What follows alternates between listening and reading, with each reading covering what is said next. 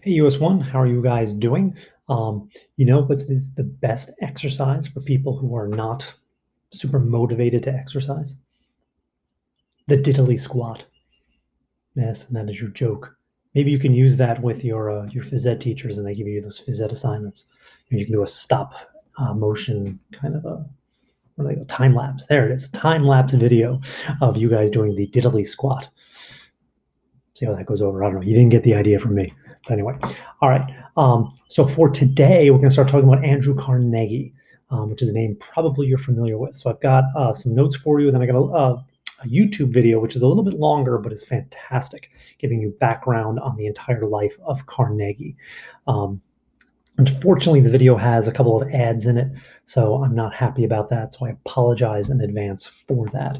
Um, Also, remember that the material from today, the last class on railroads, and then on Wednesday's class, all that will be on a quiz on Friday.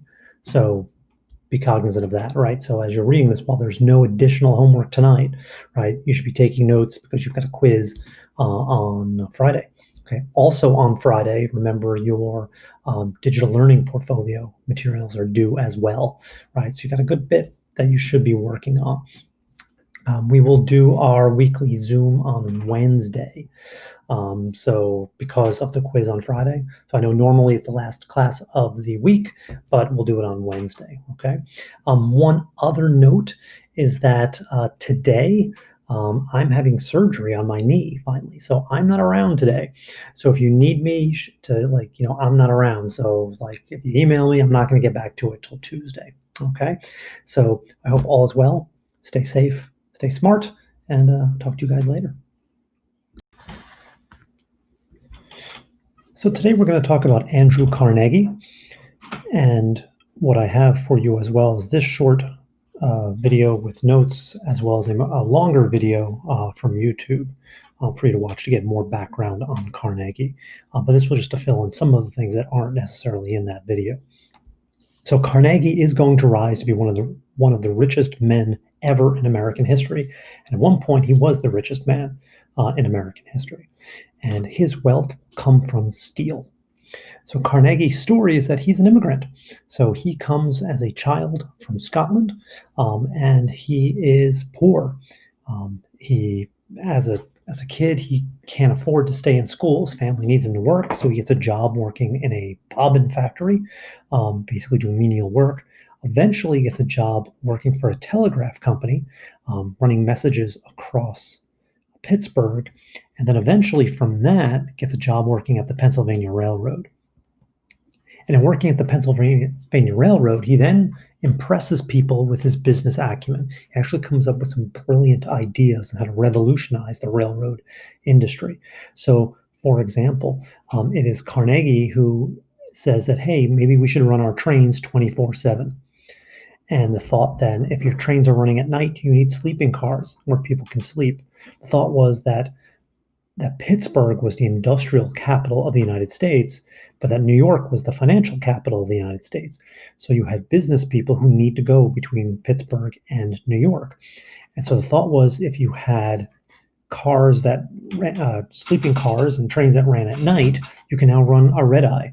And so the thought being is that people could sleep at night on the train, wake up in New York, and not lose a day of work. In addition, it is Carnegie who comes up with the idea of discounts for frequent trips. So if your family commutes into the city, I'm sure they don't pay per trip. Instead, what they do is they buy a monthly pass or a yearly pass. And of course, the monthly pass and the yearly pass comes at a discount. And what's great for the railroad company is that they get that money up front. So that's a guaranteed income for them. Why it's great for the consumers, because it comes at a discount. You just have to make sure you use it enough times to actually get your money's worth. And some people don't. And so that's another benefit for the railroad company. From there, he begins investing. He's taught about stocks and investments while working at the railroad, and then realizes that it's time maybe to start making an investment of his own. And he leaves the railroad and buys a Bessemer factory making steel. And his motto is watch the costs and the profits will take care of themselves. Carnegie is famous for knowing how much it costs to make a ton of his product down to the penny. As a result of knowing his costs right down to the penny, he also knows the costs of his competitors, which means he knows how low he can charge his price or how high he can charge his price and still undercut his opponents um, or his competitors, which gave him a distinct advantage. So if he knew that he could, that his competitor was selling, it cost them $30 to make a ton of steel. If Carnegie can find a way to charge under $30 and still make a profit, he could drive his competitors out of business. And this was some of his business acumen and business tactics. Also, he employed something called vertical consolidation. And vertical consolidation is owning all the processes or all the parts of a process. So, for example, if you think about it in terms of steel, and so with vertical consolidation, he owns all the steps necessary to make steel. So he controls the entire process by owning all the ingredients. So if you think of it in terms of a recipe, you're going to make chocolate chip cookies. And so if you're going to make chocolate chip cookies, you have to go out and buy all the ingredients. Of course, when you go to Stop and Shop to buy the ingredients, Stop and Shop is going to charge a little bit more to make a profit, which means your costs go up. But imagine if you were going to make a whole bunch of chocolate chip cookies, but you owned a chocolate factory, or you owned a flour mill, or you owned a dairy to make butter and milk, things like that. And if you owned all the process, if you owned all those ingredients, well, you don't have to buy them from yourself, which means your costs then go down because you get them at cost, which means your profits will then increase. Okay, and of course, he's doing this when his competitors are not. So when he's making steel, he invests in every part of the process. So steel comes from the ground, it comes from iron ore, which is in the ground. So he owns a mine to find that iron ore. You then have to melt down that iron ore. To do that, you need ash that comes from coal, which means you need a coal mine to do this. He owned a coal mine. Then you need a factory, to kind of do all this. So he owned an iron factory to make all this stuff. Right? Then you need a transportation network, a way to get your iron to the consumers, right? And then you have, a wholesale type of business where you basically are selling it that way you have a series of stores. And so by controlling all these steps in the process, he doesn't have to pay anyone for anything, and he makes every penny that he possibly could make.